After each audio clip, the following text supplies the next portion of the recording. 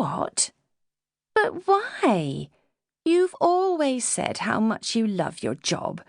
The travel, meeting different people, Yes, I know, Gran, but things have changed, Courage told her, frowning as she saw the small set of stepladders standing next to the large old-fashioned dresser which dominated one wall of her grandmother's kitchen. What are those doing there? She demanded accusingly. What does it look like? It's time that dresser had a good clean. The awful weather stopped me getting on with my usual spring cleaning, and it's high time I got down to it. Gran, you haven't been climbing those steps. You know what the specialist said. Courage scolded her worriedly. Yes, I know, her grandmother agreed grimly. But if you think I'm going to spend the rest of my days being wrapped in cotton wool and treated like a semi-invalid, I've got a minor heart condition, that's all. If only that were the case. And if you think I'm going to let you give up your job because of me, I'm not. Courage was quick to reassure her, mentally crossing her fingers as she added untruthfully, The hotel trade has been hit very badly by the recession, Gran. I didn't want to say anything before and worry you, but, well, there's been a lot of talk about enforced redundancies. Is that why you got that part-time job at the supermarket? Her grandmother questioned her. Yes, Courage told her. Originally, she had told her grandmother that her 3-month stay with her would be too much for both of them if they spent every second in one another's company, and that her part-time job would give them both a bit of space. This new job will give me a chance to broaden my experience. I'll be in full charge of the organisation of the household for all his social and business events.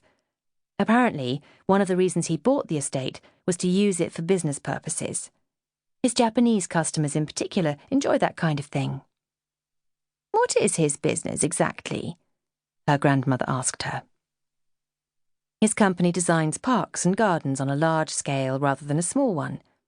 You know the kind of thing, municipal open spaces, hotel grounds, atriums. He does a lot of business in the Middle East, especially Kuwait. Apparently, he's an expert in greening arid areas, and his assistant was telling me that he's been consulted by the authorities in Australia and California following the fires they've had there. He has an office in London, but apparently he's presently in the process of moving everything down here. Well, from what I've heard, he's an extremely shrewd businessman and very single-minded when it comes to getting what he wants. When does he want you to start work? Next Monday. I've got an appointment with him on Friday afternoon to sign my contract of employment and go over the way he wants me to work. Apparently he's flying out to New York on Monday morning, so he won't be there, and he won't be back until later in the week. Well, if you're sure it's what you want. I'm sure, Courage told her firmly.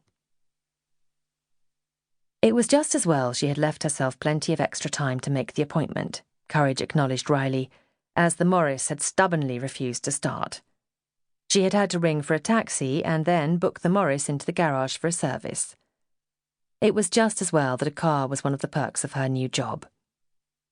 She noticed that Chris Elliott's smile was only slightly warmer as the PA opened the front door to her. He's in the study waiting for you, he told Courage. His new Californian appointment has been brought forward. Congratulations on getting the job, by the way. Thank you. Courage responded to his smile with one of her own, one of equally tepid warmth. From what Gideon Reynolds had told her, her job ran parallel to Chris's, not either below or above it.